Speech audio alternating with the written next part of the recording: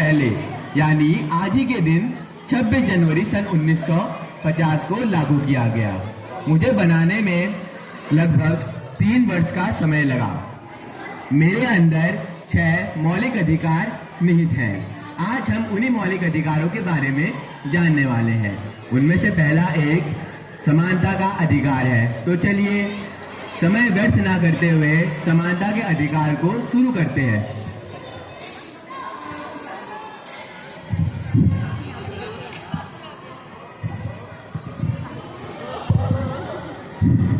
पापा मुझे 20,000 रुपए दे दो। पापा मुझे 20,000 रुपए दे दो, मुझे गोवा ट्रिप में जाना है। तुम्हें गोवा जाना है? तुमने कभी 20,000 देखे भी हैं? और तुम्हें कल के दिन कुछ हो गया तो हमारी समाज में क्या इज्जत रह जाएगी? जाओ और चूल्हा चौकी करो। लेकिन पापा, लेकिन कुछ नहीं, और जाओ।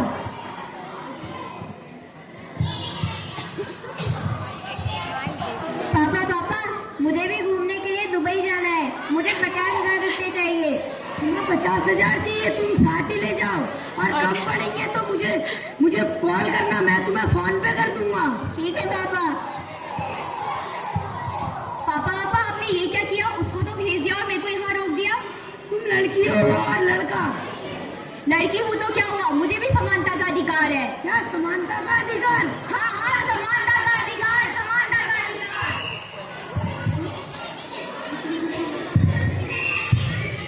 तो जैसे कि आपने इस दृश्य के जरिए देखा कि कैसे पापा ने बेटा और बेटी में काफी बड़ा फर्क रखा, जिससे बेटी के अंदर असमानता की भावना पैदा हुई। हर व्यक्ति, चाहे वो लड़का हो या लड़की, उसे उसकी समानता का पूरा अधिकार है। अभी आपने मेरे अंग समानता के अधिकार के बारे में देखा, तो चलिए मेरे अगले अंग स्वतंत्रता के अधिकार के बारे में जानते हैं।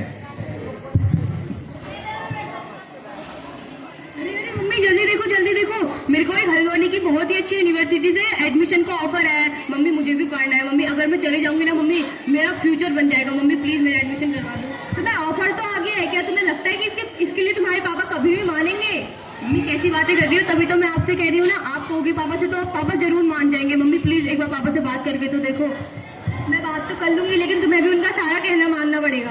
हाँ मम्मी, इस कॉलेज में एडमिशन पाने के लिए तो कुछ भी कर दूंगी। मम्मी प्लीज आप पापा से बात। ठीक है, फिर मैं अपनी कोशिश पूरी करूंगी।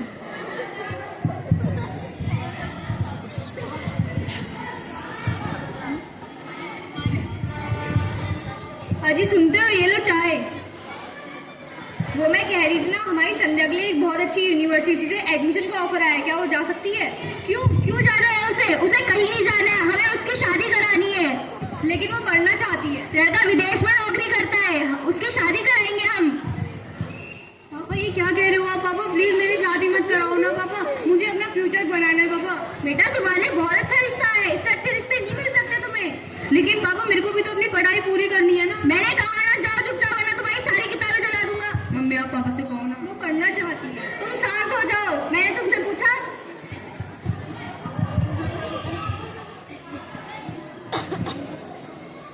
बेटा ऐसे रो मत, कुछ नहीं होता है, तुम्हारी शादी नहीं होगी। मम्मी लेकिन आपने देखा पापा ने क्या कहा। अच्छा तुम रो मत, तुम्हारी दोस्त आई है, जाके उससे मिलो। लेकिन मम्मी आप पापा से कहोगे ना मेरी शादी ना? हाँ मैं उनसे जरूर कहूंगी। एक काम करो, यही भेज दो। ठीक है, तुम्हें संध्या ने उसके कमरे में बुलाया। ठीक है, बधाई हो संध्या, मैंने सुना है तुम्हें यूनिवर्सिटी से ऑफर आया है। ऑफर तो आया है, लेकिन एडमिशन भी तो होना चाहिए ना। क्यों, ऐसा क्या हो गया? पापा ने मना कर दिया एडमिशन कराने के लिए। क्यों, क्या कह रहे थे तुम्हारे पापा? पापा ने कहा कि लड़कियां बाहर नहीं पढ़ती हैं और वगैरह वगैरह, वही तो जानती है। क्यों, तुमने तुम्हारे पापा से कुछ कहा नहीं क्या? कहा तो सही, लेकिन नहीं मान रहे यार वो। मैं नहीं जा पाऊंगी अब एडमिशन कराने के लिए। चल फिर हम दोनों एक बार लास्ट ट्राई करके देख सकते हैं, शायद मान जाए वो। चल फिर एक बार देख लेते हैं।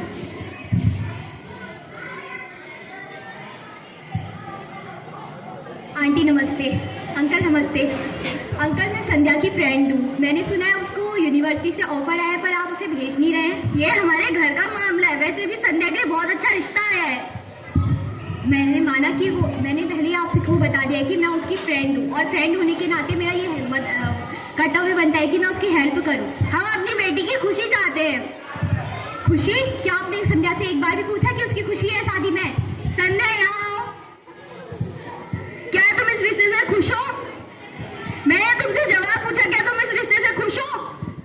मेरी शादी मत कराओ ना पापा, मुझे पढ़ाई करनी है।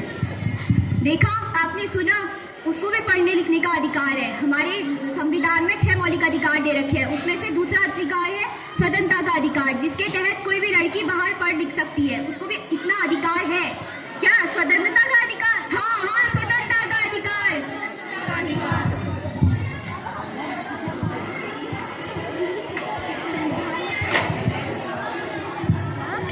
तो जैसे कि आप इस स्वतंत्रता को खुद ही छीन लिया, उन्हें लगता है कि बेटी को बाहर पढ़ने नहीं देना चाहिए, लेकिन बेटी को भी अपनी स्वतंत्रता का पूरा अधिकार है। देश के हर नागरिक को उसकी स्वतंत्रता का पूरा अधिकार है।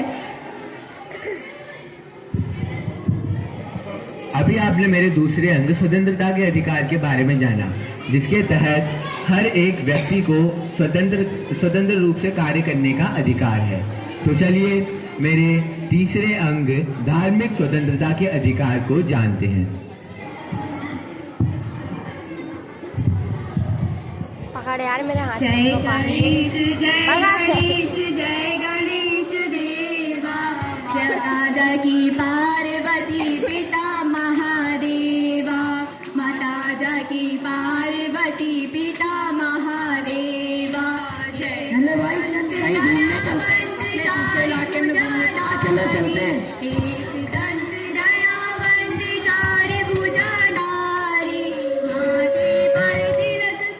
तुम यहाँ पे क्या कर रहे हो? आरती कर रहे हैं, दिखाई नहीं दे रहा क्या? जय गणेश। आप एक काम कीजिए ना, यहाँ से सीधे जाके राइट ले लीजिए, वहाँ ना आंखों का अस्पताल है, शायद आपको दिखाई नहीं दे रहा है। दिखाई नहीं दे रहा है? पूजा कर रहे हैं हम। दिखाई तो तुम्हें नहीं दे रहा है, ये हमारा इलाका है। किसने कहा तुम्हारा इलाका है? और कौन होते हो तुम ये कहने वाले कि तुम्हारा इलाका है? आपसे किसने कहा है आप पूजा करो?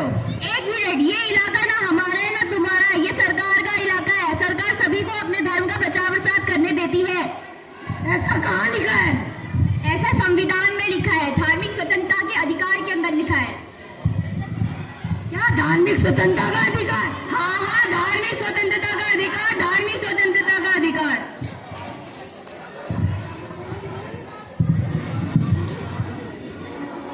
तो जैसा कि आपने इस दृश्य के जरिए देखा कि हर व्यक्ति अपने धर्म का प्रचार प्रसार कर सकता है, कोई भी व्यक्ति किसी भी धर्म की अवहेलना नहीं कर सकता।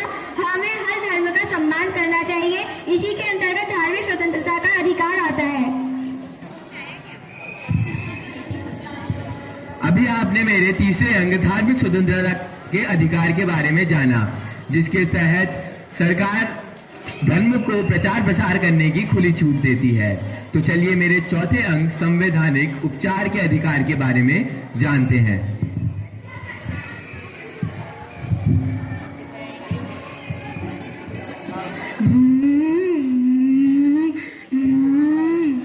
रुको रुको, अपना लाइसेंस दिखाओ। लाइसेंस दिखाओ। तुम जानते भी हो मैं कौन हूँ?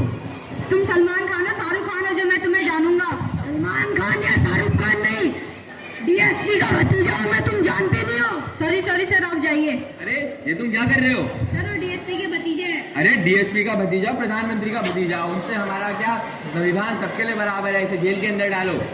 तुम्हें समझ नहीं आ रहा, मैं तुम्हारी 2 मिनट में वर्दी उतरवा दूंगा। ऐसा है, मैं संवैधानिक उपचार के अधिकार के तहत अभी तुम्हें जेल की सलाखों के पीछे डाल सकता हूँ। क्या संवैधानिक उपचार का अधिकार? संवैधानिक उपचार का अधिकार।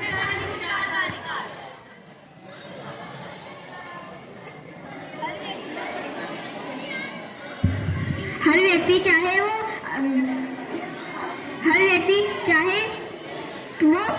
कोई भी हो, राष्ट्रपति हो, प्रधानमंत्री हो या कोई बड़ा आदमी भी क्यों ना हो, उसके लिए कानून बराबर है। देश के हर नागरिक के लिए कानून बराबर है, जिससे इसी को संवैधानिक उपचार का अधिकार कहा जाता है। अभी आपने मेरे चौथे अंग संवैधानिक उपचार के अधिकार के बारे में जाना, तो चलिए मेरे पांचवें अंग शिक्षा के अधिकार के बारे में जानते हैं।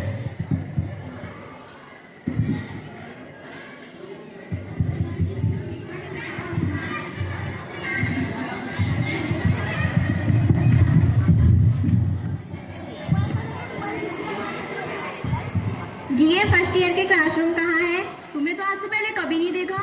जी मैं यहाँ नया हूँ। तुम जैसे जैसे गरीब लोगों को एडमिशन किसने दे दिया?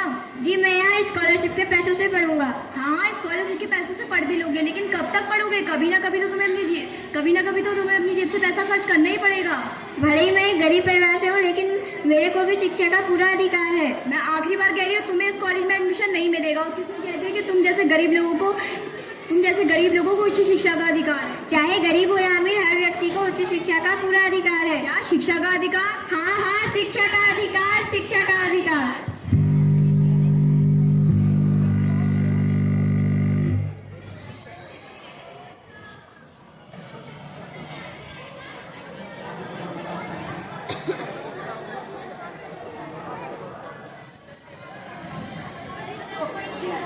तो जैसा कि आपने इस दृश्य के जरिए देखा कि हर व्यक्ति, चाहे वो अमीर हो या गरीब, उसे शिक्षा का पूरा अधिकार है।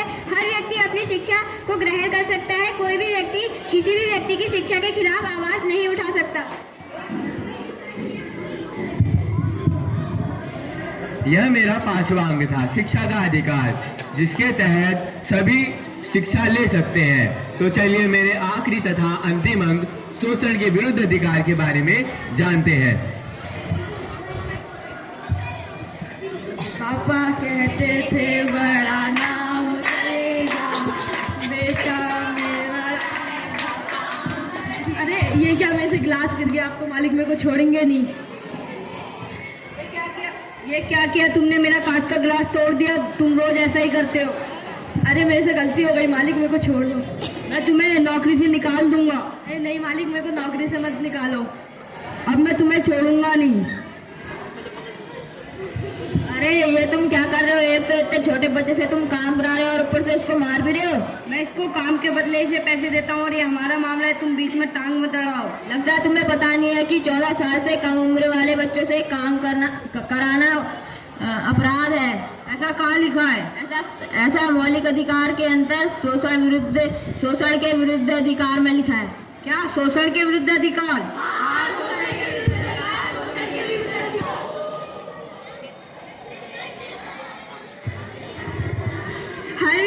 शोषण के विरुद्ध अधिकार के अंतर्गत अगर कोई व्यक्ति 14 वर्ष से कम उम्र का है तो उसे रोजगार देना एक दंडनीय अपराध है और किसी भी व्यक्ति के साथ शोषण करना एक अपराध है। इसी के अंतर्गत शोषण के विरुद्ध अधिकार आता है।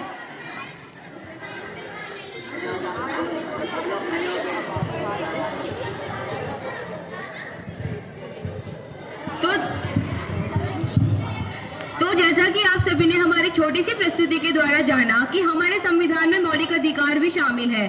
मौलिक अधिकार तो जब संविधान लिखा गया था तभी उसमें निहित कर दिए गए थे, लेकिन आज भी कई ऐसे लोग हैं जिन्हें मौलिक अधिकारों के बारे में पता नहीं है। शायद आपको भी नहीं होगा। तो एक बार मैं सभी मौलिक अधिकारों के नाम दोबारा से स्मरण करा देती हूँ। समानता का अधिकार, स्वतंत्रता का अधिकार, धार्मिक स्वतंत्रता का अधिकार, शोषण के विरुद्ध अधिकार, संवैधानिक उपचार का अधिकार और शिक्षा का अधिकार। इन मौलिक अधिकारों को सामने रखते हुए हम सभी को ये प्रण लेना चाहिए कि आज से हम अपनी जीवन शैली को बदलने का पूरा प्रयास करेंगे और इन कर्तव्यों का पालन करेंगे। ये मौलिक अधिकार सभी को प्राप्त है, चाहे वो जात में छोटा हो या बड़ा हो, गरीब हो या अमीर हो। हर व्यक्ति को इन अधिकारों का पूरा समान अधिकार है। धन्यवाद।